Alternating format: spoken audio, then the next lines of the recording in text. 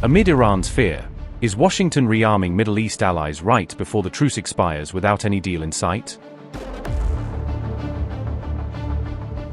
US deploys advanced THAAD and Patriot air defense systems near Israel as Iran quietly rearms its missile capabilities.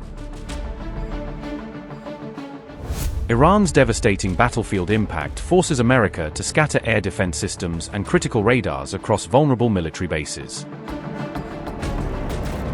Are these dispersed defenses genuine strategy or clear signs of US fear, scrambling desperately to avoid another devastating Iran hit? Is America frantically rebuilding military strength during truce just to face Mujtaba's righteous Wrath post-deadline? Does US frantic deployment get completely exposed by Chinese surveillance satellites, confirming Iran's strategic upper hand? Amid the fragile truce, the United States has reportedly repositioned key air and missile defense systems across Jordan, reshaping its regional posture while the ceasefire remains in place. America has deployed at least one THAAD anti-ballistic missile battery and multiple Patriot missile defense batteries, according to Defense Security Asia, as part of a broader adjust and stiffen posture around Gulf states.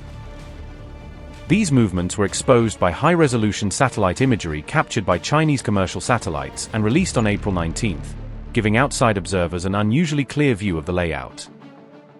The images reportedly show THAAD and Patriot launchers, accompanying radar systems, and support vehicles spread across several Jordanian bases, including areas near the Syrian and Iraqi borders. The redeployment comes after Iran reportedly damaged a THAAD battery near Muwaffaq Salti Air Base during earlier missile and drone strikes, degrading at least one of the US intercept sites. Instead of rebuilding the system in the same location, US forces appear to have shifted toward a more dispersed layout, spreading launchers and sensors over a wider area.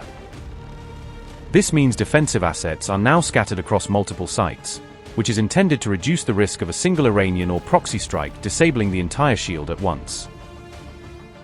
Such dispersion makes it harder for an adversary to target the full defense network in one coordinated attack, forcing any offensive campaign to spread its own resources more thinly.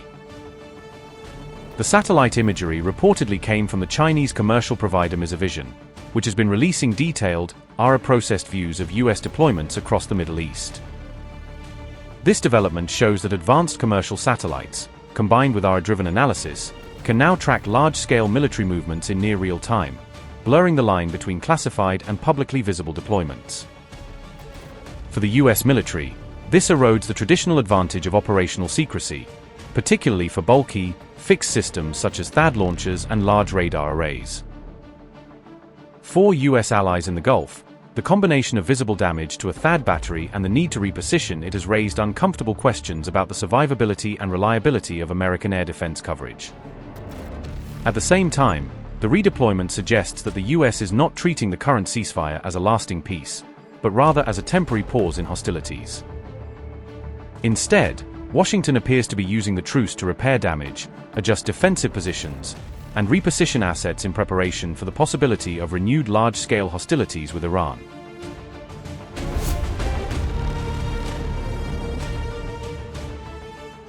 Further details have emerged regarding China's alleged satellite involvement in Iran's operations against US forces.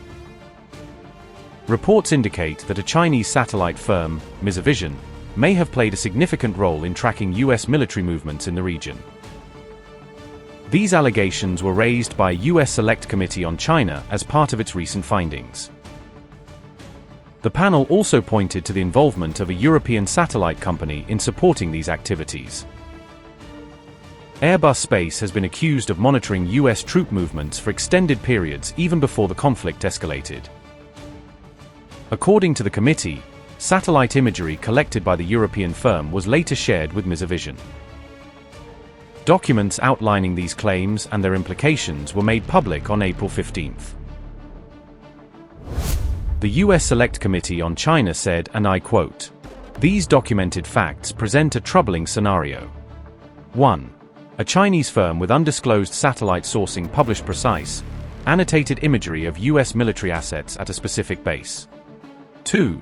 That imagery identified the exact aircraft types that were subsequently destroyed in a precise Iranian strike. 3. A technical analysis suggests Airbus space satellites were the most plausible sources for that imagery. End quote. The US panel has also alleged that Airbus Space's imagery may have compromised the security of American forces.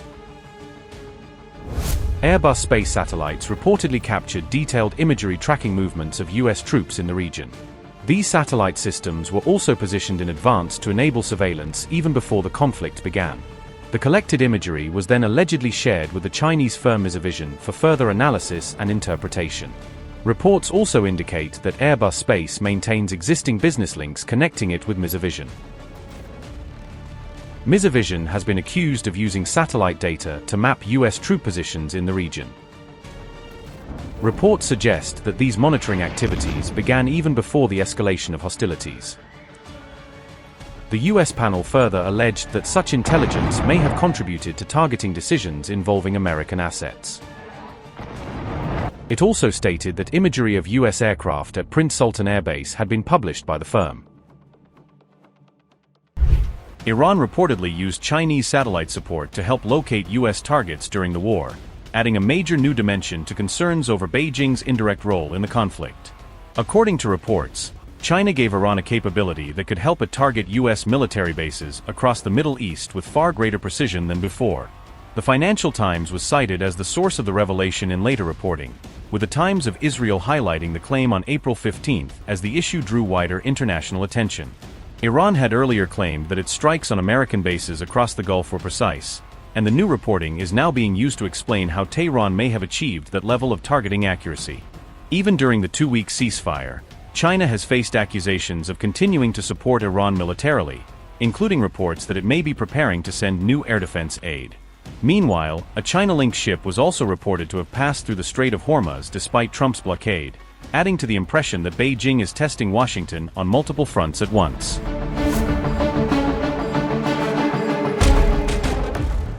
Iran released a video on April 19 showing underground missile and drone launchers, signaling that its strategic weapons infrastructure remains active despite weeks of war. The IRGC-linked video portrayed ongoing overhaul and reconstruction work on Iran's missile and drone stockpiles, suggesting Tehran is trying to showcase recovery and resilience during the ceasefire. IRGC Aerospace Force Commander Saeed Majid Musavi said the replenishment of arms had been accelerated, according to reporting cited by Iranian outlets. Musavi said the pace of replenishing weapons increased during the ceasefire period, indicating that Iran used the pause to restore parts of its arsenal. His remarks were reported by WANA and Press TV just ahead of the expected expiry of the ceasefire window. Saeed Majid Musavi said, and I quote, "Iran's speed in updating and reloading missile and drone launchers have surpassed even its pre-war pace. We are aware that the enemy is incapable of creating such conditions for themselves during the ceasefire. Since the ceasefire began on April 11th, the United States has had to bring in ammunition from the other side of the world in a trickle. They have lost this phase of the war as well. They have lost the Strait, they have lost Lebanon, and they have lost the entire region." Unquote. Musavi's claims came after US media reports argued that Iran still retained the ability to sustain its missile capability despite the conflict.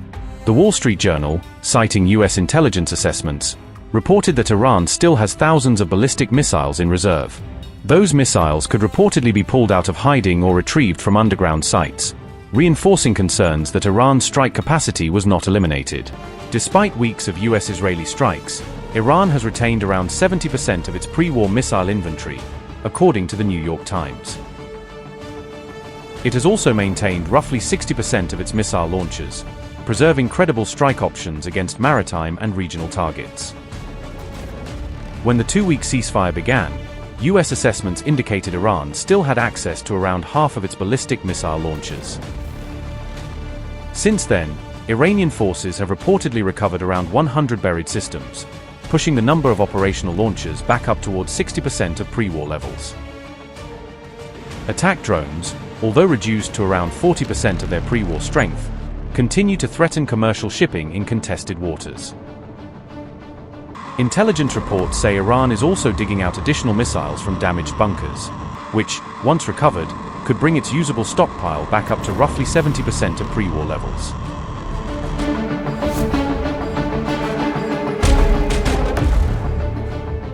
As the truce nears its scheduled end, Tensions have also escalated again in the Strait of Hormuz, where the US naval blockade on Iranian ports is still being enforced with mixed results. Iran has accused the United States of violating the ceasefire after attacking its cargo vessel in the Gulf of Oman. On April 19, US forces reportedly fired on the ship, disabling its engine before boarding and seizing it. President Donald Trump later confirmed the seizure, saying the vessel was under US sanctions. In response, Iranian media said drone attacks were launched targeting US warships operating nearby. Iranian officials described the strikes as direct retaliation for what they called a US act of aggression. Iran strongly condemned the incident and warned that further retaliation against the US would follow. Ibrahim Zolfagari said, and I quote, "The aggressor United States violated the ceasefire and committed maritime piracy by firing at an Iranian merchant ship in the waters of the Sea of Oman and landing a number of its terrorist marines on the deck of the vessel, disabling its navigation system. We warn that the armed forces of the Islamic Republic of Iran will soon respond to this armed piracy and retaliation by the US Army," unquote. The operation comes at a time of fragile ceasefire and growing uncertainty over ongoing diplomatic efforts. The US action also came just 2 days before the 2-week ceasefire with Iran was due to end. Meanwhile, Iran says it has no plans yet to attend the next round of talks in Pakistan.